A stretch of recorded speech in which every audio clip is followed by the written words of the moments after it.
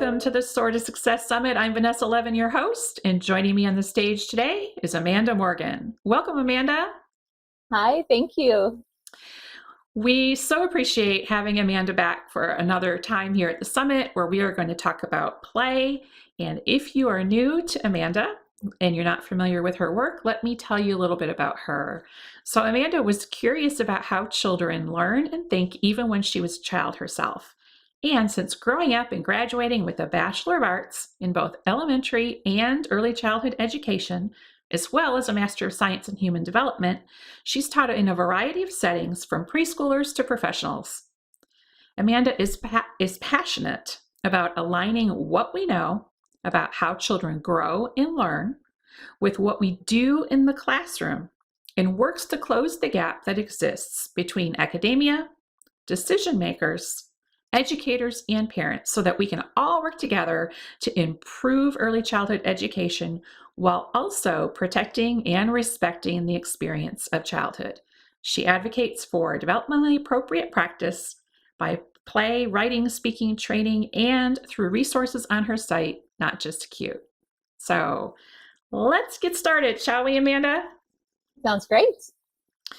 I always love talking with people who share my views on early childhood education, and Amanda, you are one of them. So let's get right to it. I'm going to start with this first question. It's a question I'm sure a lot of teachers out there have. And we as teachers, we know the importance of play-based learning, or at least I hope we do. But sometimes there can be obstacles that can get in our way when it comes to implementation. And one of these obstacles can often be the parents of our students. We can get pushback when we try to embrace play-based learning in our classrooms. I know I have. Have you ever experienced that too, Amanda? Definitely. Yeah, so that brings me to my first question. Why is it so difficult to get parents on board? Well, I think we have to come at it with a few assumptions. So I like to always assume that every parent wants what's best for their child, right? And at the same time, we can only assume that they come to us knowing what they know. Just like any child that comes into our classroom, we can't assume that they already know everything we're about to teach them. Parents are going to come to us with their own set of experiences and their own information. And so whether that's their own experience in the educational process, or it could be something a friend or a mother or mother-in-law said to them this past weekend, they're going to have their own ideas about what is the best way for their child to be educated. And then they're going to be very passionate and advocate for that way because they want what's best for their child. And so when there's that disconnect between what they think is best and what you're doing, they're going to be concerned. And that's a normal thing for a parent. And so what we need to do is recognize that in the classroom, we're there to educate the children, but we're also educating the parents as well. And so just like any child who comes in and we want to teach them and help them, we need to recognize where they are when they come into our classroom and do the work to teach them gradually along the way to get them to where those objectives are. The same is true for parents. We need to see where they are as they come into our classroom, into our educational community, recognize that they come with their own understandings, and then work to educate them along the way. Just like, when we have kids that come into the classroom, they don't know their ABCs yet. We don't get angry and frustrated with them and have this adversarial relationship and hope that by doing so, they're going to suddenly learn it. So the same is true for parents. It can feel really frustrating, but that frustration isn't going to get us anywhere. If we focus on the education aspect and teaching them, then just as fiercely as they advocated and pushed for some things that maybe you don't agree with because they thought that was best for their child, once they understand the power behind play, they're going to advocate and promote just as fiercely for that, and they'll be right next to you, shoulder to shoulder with you, advocating for play. I like that because I think it's so true too. As a veteran teacher, I've had parents come to me who were maybe a little hesitant. Quite often in the early childhood level, we get parents who are first-time parents. The whole process of school is new to them as an adult, and I've had parents who just were completely shocked, that I wasn't sitting them in rows and they were using pencils and erasers on day one. And then those same parents, their children would go on to kindergarten. And those same parents who were the most adversarial in the beginning, but who had come to be very much on board, would come back to me when their child was in kindergarten and complain Mm-hmm. because the learning didn't look the same as it did in my classroom. And so then I would have to kind of counsel them in the opposite direction. Well, now your child is older and your child is growing. And so things are going to change a little bit each year. It was, Right. they come to know things a certain way. And so just like kids have to adapt to change, we do too. But I think that's really important what you said about educating parents, because I think that's the most difficult thing, because that's not something I learned in school. Did you learn how to educate the parents in school?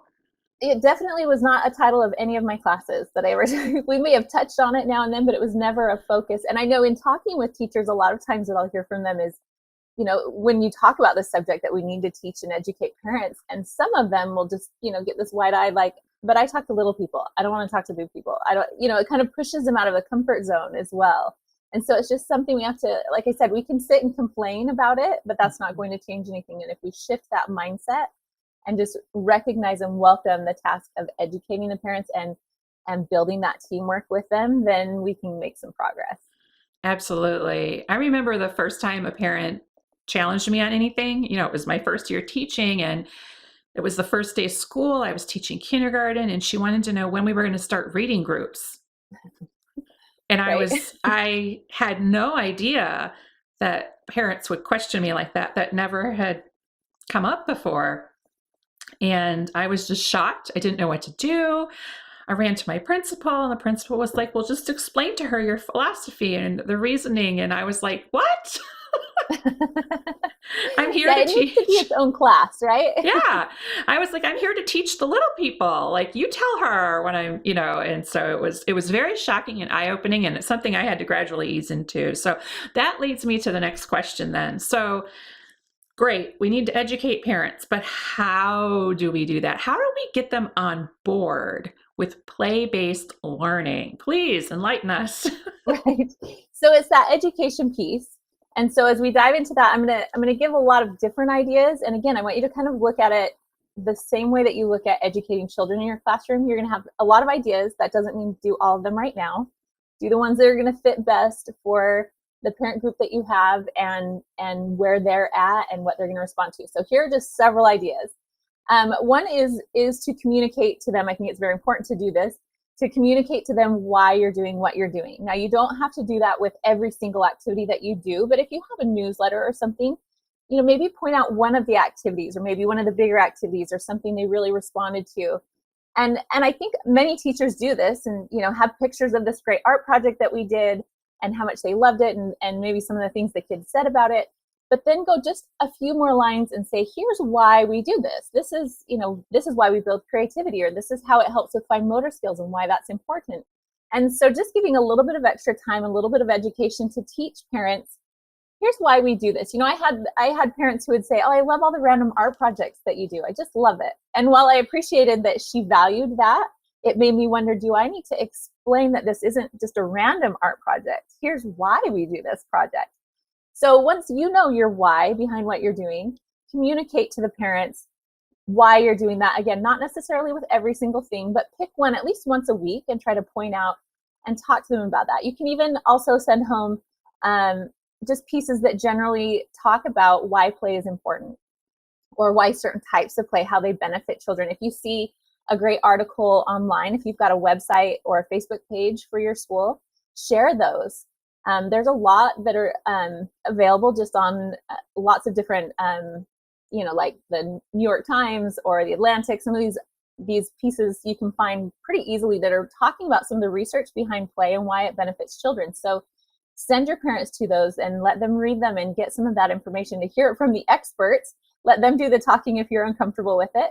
And just kind of have that continuous ongoing conversation throughout the year about play and why it's important and how it benefits their children. Because again, if they want what's best for their children, which we believe parents do, then we just need to convince them and share with them how this benefits their child, and they will want it for their child. So one is to inform them, share these educational pieces with them. Another way is to have an educational night. So maybe I have a podcast episode actually that talks about having a parent play date night. So having the parents in for a parent educational night and talking to them just briefly about play and why it's important. One of the things there that I think is really, really effective, I do this with teachers all the time, but I think it's equally effective with parents, is especially if it's the beginning of the year and you have parents come in and they're just kind of quiet, they don't really know each other very well. And if you just start off by asking them to tell about how they played as a child. What did they do? Tell us about it. And it might be slow to start, but pretty soon you'll have everybody talking and sharing and laughing, and their eyes light up and their faces light up, and they're sharing all of these great memories of play. And once you build up that momentum, then you point out to them that change. There was a shift in this room. Your eyes lit up, your faces lit up, and there was this greater energy. And what we could see happen in this room is actually what's also happening inside the brain. That science shows us that the brain changes when it's in a joyful, playful state, and especially for children. We know that the brain secretes chemicals that enhance brain growth, and it also creates a state that enhances learning. So your child literally can learn better, and their brain will develop more and better when they're in a playful environment. And so that's one experience that you can just share. They see it, they feel it, and then you say, guess what? What you just saw and felt is very much representative of what's going on in the brain as well. And so just a very brief discussion like that, maybe sharing a few resources. And then I encourage people to have some play areas in the classroom and let the parents go and play with some of those things. And again, get hands-on, just like we would like children to learn through hands-on play. Let them get hands-on with some of the areas of play that you have in your classroom. And in those areas, maybe have up a little bit of signage or very brief written things that point out to them, here's what's going on in the block area. This is fun to build, but also there's planning going on, and here's why that's important. Also, there are these geometrical concepts that are being built, right? And we're playing with things like symmetry and balance and spatial reasoning skills and all of those things. So you can share some of those as they play. They can see those different benefits in written form as well. And it can be nice to have those posted in your classroom anyway, if you have parents coming in and volunteering, to just, again, have that continuous conversation throughout the year, that you have this consistent message that play is powerful and that you are very intentional in using that play, not just to fill up the time, but as a teaching method as well. And then there are other things you can do, like having, a book club, and if you've got a book that you're passionate about, that you love how it teaches about play, and get parents together to discuss it. Lots of different ways. But again, it all comes back to just that concept that you want to have an ongoing conversation about why play is important and beneficial to their child. Yeah, so that makes total sense. I think that sometimes we can make things a little harder than they need to be as teachers. And also, we can be scared, just quite frankly, scared of something that we've never done before. And we have to act like we're the authority on, when maybe we're not the ultimate authority. But guess what? To the parents, you are the teacher, right? Right. And they definitely, probably more than most of us realize, they are looking to you as the expert on education and child development for their child. So you're definitely Yeah. a resource Yeah. for the parents. I remember the first time that parents, like during conferences, sometimes they would ask me things that I had no idea of the answer to, because they were parenting questions and I wasn't a parent at that time. So I remember the first time a preschool parent asked me how to potty train their child, like potty training tips for a child who maybe was regressing or something. And I was just like a deer in a headlight, like, I had no idea. I was like, this poor person is asking me for help and I can't help them. So I just started stocking my little imaginary teacher tool bag with articles, Mm-hmm. to help me feel confident, because that wasn't just the first time I was asked that question. I'd asked that question quite often. So I was like, finally, I was like, oh, I have this great article right here. Right. I would just pull it out and share it with them. And they thought that was exactly what they wanted. They wanted me to give them the answers. They didn't care that I had never potty trained a child. I was the expert in their Mm-hmm. eyes, and I took the time to find the article. I read the article. I agreed with the article. I gave them the article. They were perfectly happy with that. So don't be afraid to use resources like that. So I think, Amanda, that you probably have some awesome tips and resources that you too can share with us about how to help parents better understand what play based learning is all about. Because I can just see all the teachers out there thinking, now I have to go and find articles to share with parents like that. Like, I don't have that kind of time, because I'm also teaching, So Right. that was a challenge for me. Sometimes I would spend my summers looking for the best articles about different things parents had asked me, and honestly, I often felt like, this is something I've been asked to do by the parents, but it's not really part of my job, but really it is. I was just like so overwhelmed. So set the record straight. Give us your best tips and resources. We would love to hear all about that. Right. So you can definitely create your own file, collect resources that you come across. You can write your own. But what I've done, because like you said, I've never met a teacher who said, I just have way too much time and not enough to do. Never has happened. And so I have put together letters called Why We Play. So 45 different letters that address many different questions that I've heard from parents or things that I see as gaps in the understanding, written to parents so that a teacher can just pull it and attach it to newsletters once a week, or they can, if one of the questions I would get was a parent who said, my son just plays dress up all day, every day. I don't see how that's really beneficial.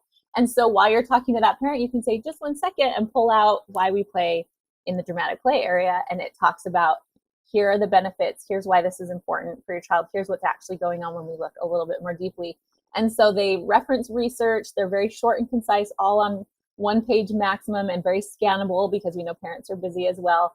So I put that together. It's called Why We Play, and there are 45 letters if you buy the full set, so that there would be at least one for every week of the school year. If you wanted to, again, you can send it every single week. You can also have it as a resource that you can pull from whenever it's needed.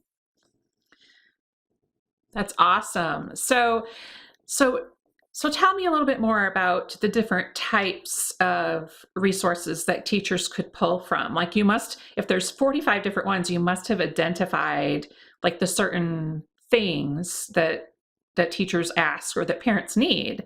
So can you tell us a little bit more about the topics of each one?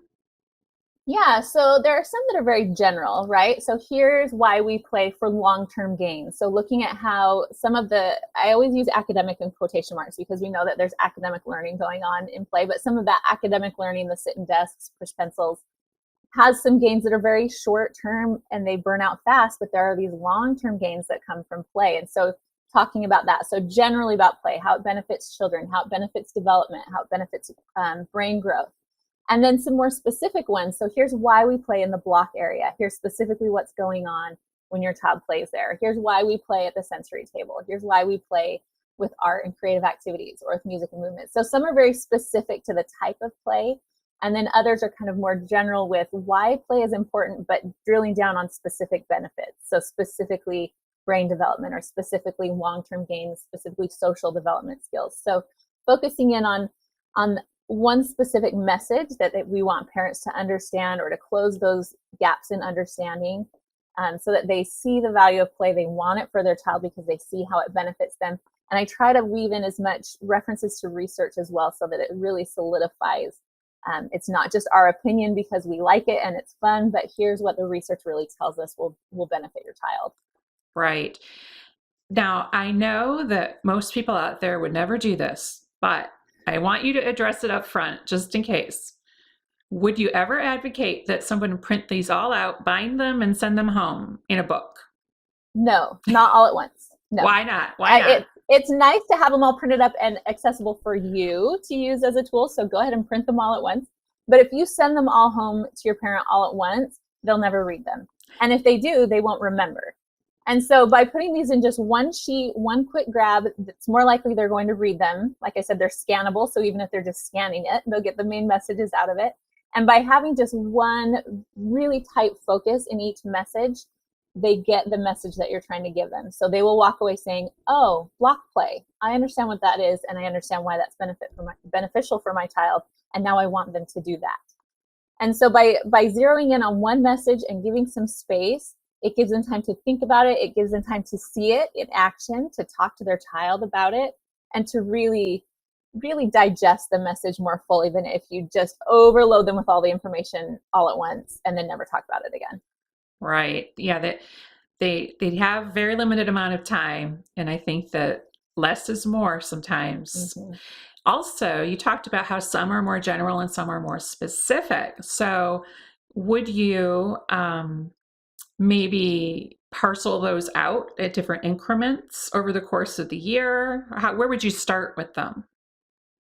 I think I would start at the very beginning with some of those general ones just to start the conversation. Here's why we play, basically. And I think I actually have a sample letter. If you go to notjustcute.com/why we play, the sample letter there is probably the first one I would send out. And it's here's why we play and learn at the same time. So to give that message that it's not either or, we can play or we can learn, but here's why they work together. Here's why we learn through play.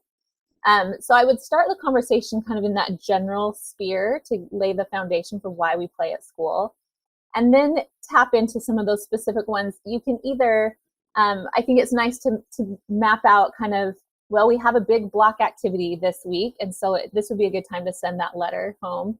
Or, the kids are really excited about the art area. And so I'm going to mention that in the newsletter, and I can attach this one that talks about why we play with art.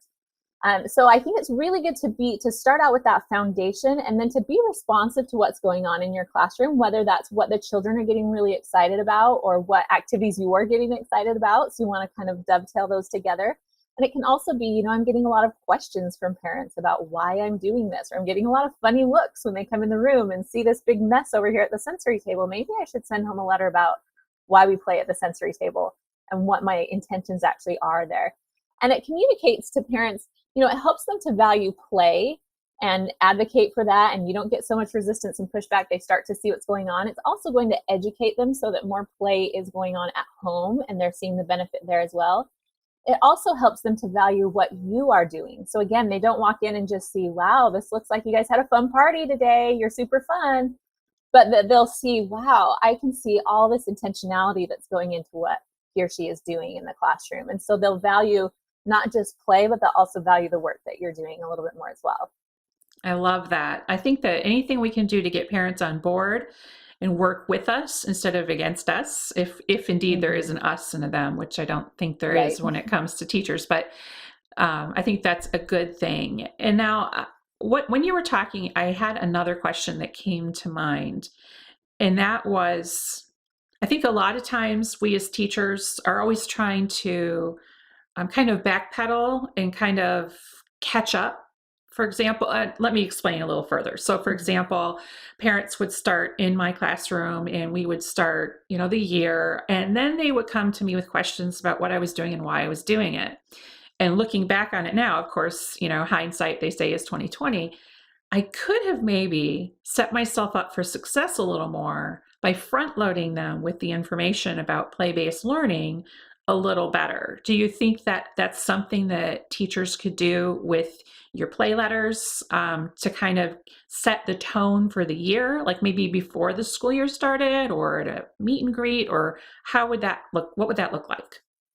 Yeah, definitely. So if you, just like you said in your example, if you think of just the way that you feel, picture yourself as a parent. Would you rather have somebody say, I am so excited about this year. I'm so excited about play and what it's going to do for your child. I'm so excited about what we're going to be doing. Here's why it's so powerful and here's what's going to happen. And they're like, yeah, bring it on. We are with you, right? Versus kind of putting out the fires, right? So a parent's already frustrated or even just kind of confused and I don't really know why we're doing this messy thing. And then I get an explanation and then I'm like, okay, maybe, I guess that sort of makes sense. And it's just like you have to do twice the work to bring them back over. Right. If you imagine them starting in this neutral position, I'm a new parent, I'm looking to you to tell me what's going on. And if you start there, it takes less energy to bring them over to the side of play than if you wait and let something else nudge them the opposite direction. Now you have to do twice the work to bring them back over. So definitely using it proactively, I think it lessens that work and that effort that you have to do to bring them over to help them understand the power of play. But it also just creates more of a positive energy level that's going to be more enjoyable for you and for them and more productive in the end. I think so too. And I liked what you said about the parent education nights. Now, for those of you watching who teach in a public setting, many of you may be required to have those. I know we were required to have parent education nights. And I remember the first time that I was told as a relatively new teacher that, well, we're having a parent education night, so educate parents. And I was Yes. just, I was like, what? Like, I don't know what I'm supposed to do. And they were like, well, it's a literacy topic, so teach them about literacy. And I was like, I was just so frustrated and so upset because that was just, there was no form or structure or no information given. And I spent, and I was already wearing the many hats of a teacher, and now I had to Right. create a class for parents. And of course, I learned through trial and error what worked and what didn't. But I think teachers could actually use these play-based letters, right? The why we play letters, I should say, to create some kind of parent education event, right? Would you agree with Yeah. that? Oh, definitely. And especially, like I said, for people who either would rather spend as little time as possible standing up in front of them talking, right? Or just the simple fact that we know people learn through experience. You Yes. really could simply do that experience like I talked about, ask them to talk about play and talk about how that changes the brain. And then you could even pass out and read one of the general letters about why play matters or how play affects brain development, and then take those letters and set them up around, the ones that are specific to areas of your room. So set up the why we play with blocks in your block area, put the why we play dress up in the dress up area. You put these specific ones around your room and set up some specific activities like you would for the day, and invite them to go play and read, and then maybe have a discussion at the end, or maybe just come and have some refreshments at the end, right? So you really could take these why we play letters and use that for your entire education night. I can really see that working well. I can see, here's how I'm envisioning it, just in case anyone out there is like, I could really, that might help. I want to kind of talk it out with you, if you will. So let's say you had why we play in the block center, why we play in the sensory center, why we play in the dramatic play center, or whatever you call it. Let's say you had 4 or 5 of these letters, maybe four. Four is a nice even number. Mm-hmm. And you did your little introduction, right? That you might have to work yourself up to because it's a Mm-hmm. lot for some of us. But then you release them to the centers, and maybe you assign them in some way, like you hand it out. I'm thinking out loud here, so feel free to Right. jump in because this And is you just could do it so many different ways. I'm thinking because I like to color code. I might copy like X number of copies of the why we play in the sensory center on yellow and why we play in the block center on blue, and then pass those out. Whatever color they get is where they go. And so it'd have that letter at that center, right? So why we Mm-hmm. play in the sensory was yellow. I would have that yellow sheet over there and they would go to the yellow center. So I'm trying to think of how to separate them. You know what I mean? Right. Yeah, Does that make sense? definitely. Yeah. And you can do it that way depending on your time. You can have them rotate them by color, or just go to their one color and come back and have them teach each other. Then you don't have to teach. Do kind of a jigsaw method Yeah. where the sensory people, now they're going to teach the rest of the parents what's going on in the sensory table and why is this important and how does it benefit my child, and let them each talk Right. about each area. Yeah. I think that, because some of us work with smaller class sizes. So, like, for Mm-hmm. example, my nephew is in a private preschool program right now where they only have 7 students. And so, even if each child brought 2 parents, that would only be 14 adults in the classroom aside from the teacher. Whereas in the public school, I had 22 Right. families. And so, if each one brought 2 parents, which they usually bring more, um, I have to I have to crowd control. A So lot. whatever Mm-hmm. works for you, do, because I remember not I would have standing room only and we would be shoulder to shoulder, and so I would Right. put stations around the corners and try to get them to separate just so I could have some air. Right. But there's so many ways you could use these for parent education. I think the possibilities are really endless. You could even do that beginning thing where you were talking about like the talk to the parents. You could even have your principal or director do that large group and then go to the classrooms Mm-hmm. for that, That's true. right? I Yeah, think definitely. that might be really appealing to teachers to have. Yeah, yeah. Think outside of the box. Think of what are you comfortable with? Where do you feel your strengths are? And Hmm. then team up with people. I mean, Right, think beyond yourself to your whole educational community because right. then you can play to people's strengths, but it also gives this bigger message that we value play. And it, again, it's Yeah. this ongoing, larger conversation, Hmm. and everybody's together in on it. It's the we instead of the us and them, right? That we all Yes. value play. Yeah. Right. I really like that idea. Um, and another thing I thought while you were talking, and I see this a lot in my realm, and maybe you've seen it too, I don't know, but I see parents in the neighborhood where I live. We have a Facebook group where all the Mm-hmm. parents, get together and talk, or just people in general. And there's a lot of comparing of preschools and classrooms being done in this group. And there's always this underlying sense that I get from reading the posts in there that people are always looking for something better when it comes to their child's preschool class, or they're interested in what others are doing to measure up their preschool classroom with the others' experiences. So there's this kind of like this constant underlying tension in the group about, well, this is what we did in our class. My child's speaking French. And someone says, wait a minute, they're not speaking Right. French in my child's preschool classroom. And they're all in different programs. And so there's this comparison going on. And what I find is that a lot of times the parents in these groups don't have the, this education to back up what they're talking about. And I can just think about, because word of mouth is so powerful, right? Like, Right. there is nothing better than someone saying, this program has changed my child's life, Mm-hmm. it's changed my life. And I feel like they could benefit from that. So I'm thinking your play letters would really help solidify that with the parents and help them, because they understand they can articulate it to others, right? Yeah, and that's part of the idea is that these letters help you as a teacher to articulate it better. So if you're uncomfortable and you're like, okay, I'm always being asked this question, now I can look at this letter and these are my talking points. And Mm-hmm. then I can hand them the letter and they still have them. Right. But then it becomes that for the parents as well, that they know the talking points. And again, that it references research. So it's not just, we do make so many decisions really based on comparison, and we have so much angst and worry that comes from comparison. But when somebody comes in and says, well, here's what the research actually says, here's what I know, Mm-hmm. then it kind of takes all that unease away, because it's not just about, well, what about this and what about this and what about this, but it's a more authoritative voice Mm-hmm. about, here's what we really know though. We Right. can look at all these different shiny things, but here are the facts and here are the talking points, and it becomes very clear. Yeah.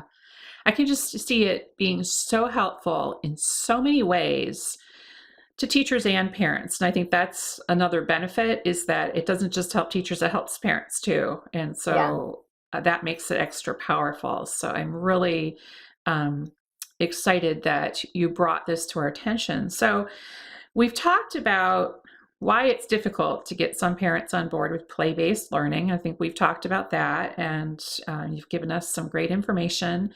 We talked about how can we get parents on board with play-based learning, which I think you did a great job of explaining some ways we can do that. And what about someone who's watching who may be thinking, there is no way my parents will ever get on board with play-based learning because we've been doing it XYZ for this many years and that's all they know, or that's their culture. What would you say to somebody like that who's just like, there's no way? Well, I think there's two things when you're saying, it's just not going to change. I think one is, again, to take that growth mindset. We would never say that about children in our class. There's just no way he's ever going to learn how to read, right? So I'm just going to quit trying. We wouldn't say that. So if we look at our parents as learners, then we would just come at it with that same patience and love and persistence that we do with everything else. And two is that you continue to do what you're doing, and the what's coming out of your classroom will often do a lot of the teaching as well. When they see, much like you said, when you have parents who come in and they're skeptical, but they see the growth in their child, and I'm sure they learn from you as well, but then they see a contrast, they start to realize how powerful it is. So sometimes just the experience and the effects will do the teaching. But I think also keeping in mind that a lot of times, so they're coming at this experience with their own past experiences. So it's always been done this way. This is how we do it. Or oftentimes, those really rigid pushback situations come from this fear that the kids are going to miss out. They're going to fall behind. It's this drive to more and more and more to achieve in academics and those types of things. And so I think that same line of thinking, I kind of go to that same area and say, if you're really concerned about the academics and the serious rigor, then I'm going to come with a very academic, rigorous conversation, which is what I kind of weave into those letters to say, here's what the research says. So here's an academic approach to explain to you why play is important. So it kind of speaks a little bit more the same language of those who are really interested in the rigorous academics, when we are able to talk about play in a rigorously academic way and say, here's what the research really says, and let me give you an academic explanation for play. It kind of speaks the same language that their fear is coming from. So I think for some of those who you feel are very resistant and set, it may just be find the language that they're speaking, which oftentimes is an academic approach, then use that same language to explain why play is so important. And so that's a part that's woven into those letters as well. I love that. I like that rigorous academic language. I love that because there's so many different situations teachers can find themselves in. Teachers can find themselves in a place where they have more education than the parents they're talking to, but they can also find themselves in the place where they're talking to people who have much higher degrees than they do. It just depends. And I remember when I worked in the last public school I worked for, or public school district, I should say, we had a very diverse population, very large. I'm in Texas, so everything is larger in Texas. So huge school district that spanned 4 different cities. And we just had a very diverse population. And one part of our school district was surveying a population of students primarily from India, and their families were mostly doctors. And the teachers there said, well, we can't participate in professional development with all the other pre-K teachers because our parents expect different things. And my first answer was, well, what exactly are they expecting? Right. What do you have to do differently? Are your children different? Do they, Does the developmental process work differently here? Right. And so when we delved into it, we realized that basically the parents were saying to the teachers, this is how we learn in our country, and this is what I expect you to do. And the reason we want you to do this is because we want our child to become a doctor. And my response to that was, that's great, but let's have this conversation about how children really learn. And then you kind of have to be very careful, because now you're going against everything that parent knows and has been working for that parent. So it's just it's a different type of conversation. It's a more delicate conversation, but it's definitely worth having, right? Mm-hmm. Absolutely. And again, I think you always come at it with those positive assumptions. And another one that I know is very common is when we know better, we do better, right? So making it so that what you did before wasn't bad and wrong. You did the best that you knew, and your child is great. Here's a new piece of information that we're really excited about and really excited to share with you. And here's why we think it will benefit your child. And we're just going to move in that direction, that it's not, we have to be careful to not vilify what they believed before, what they experienced in their education or what they've been giving to their child, but just share that excitement for, here's more we could do. And let me explain to you why this would be so great. Yeah, I mean, there's things we do at school that are different from things that families do at home. Maybe at home you can run around barefoot and watch television occasionally. Where at school, we typically, here in the States at least, don't do those things in school. So there's things that we do differently. And I think that there's nothing wrong in in saying that that's okay, that we can do different things. And I also Mhm. think that once, rather than someone telling you, this is the way I want it done and this is the way you should do it, and us just doing it, we also have to think about what if we tried the play based learning approach and the parents saw how much their children benefited from it, how much they enjoyed school, how much they enjoyed just learning in general, as opposed to the other way. I think that once they experience it, you don't, it's kind of like you don't know what you want until you get it type of a thing. Exactly. Right. And Right. I think that we have to give um, parents, like you said, the benefit of the doubt. They want what's best for their children. And I think that sometimes they think there's a one way to do it, but there may be others. And so I think that we have to give them that benefit to do that, to learn just like their children do. Does that Mhm. make sense?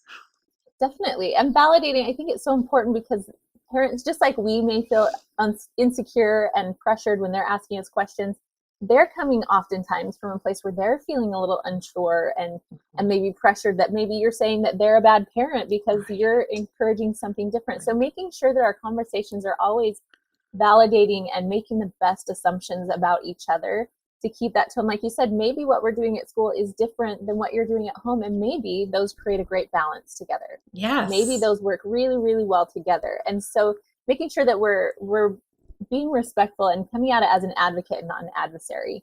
Exactly. Exactly.